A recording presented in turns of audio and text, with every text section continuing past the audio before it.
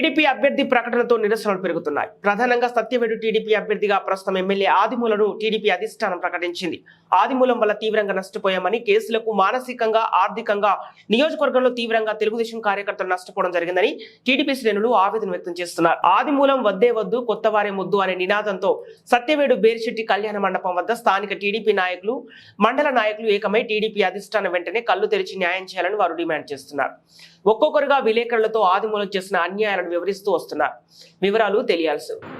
ఆయన మమ్మల్ని వెంటాడి ప్రతి కార్యకర్తని తెలుగుదేశం పార్టీనే నాశనం చేయాలని కంకణం పట్టుకున్నటువంటి వ్యక్తి సార్ ఆయన పెట్టిన శోభకి, ఆయన పెట్టిన మనోవ్యధకి మేము బాధపడి ఇంట్లో కొన్ని కార్యక్రమాలకు కూడా పాల్గొనలేకపోయాం సార్. మీ దగ్గరికి ఎన్నోసార్లు మేము ప్రయత్నించి వచ్చేదానికి ప్రయత్నిస్తామంటే పోలీసు వాళ్ళు అడ్డుకున్నారు సార్. హౌస్ అరెస్టులు చేశారు సార్. ఆడవాళ్ళ నుంచి అవమానాలు పాలైనాం సార్. అదే ఆడవాళ్ళు ఇంట్లో ఇప్పుడు అడుగుతున్నారు సార్. ఆ రోజు పోలీసు వాళ్ళు వచ్చి నిన్ను ఇంట్లో నుంచి బయట పోనీ కూడా చేశారు కదా. ఈ రోజు అదే వ్యక్తిని పోయి నువ్వు ఎట్లా జెండా పట్టుకుంటామనే ప్రశ్నకు ఇప్పుడు మేము సమాధానం చెప్పలేకపోతున్నాం సార్. మా ఇంట్లో దయచేసి సార్ 1983 గొర్రెలు కాదు సార్ మేము ప్రస్తుతం.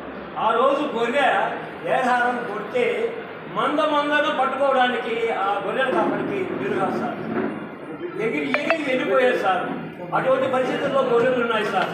ఈ రోజు గొర్రెలు ఏహారాలను కొట్టినా తనంతలు తాను పక్కకు వెలుగుతోంది కానీ భయపడి ప్రాణభయం చెప్పడం ఉంది సార్.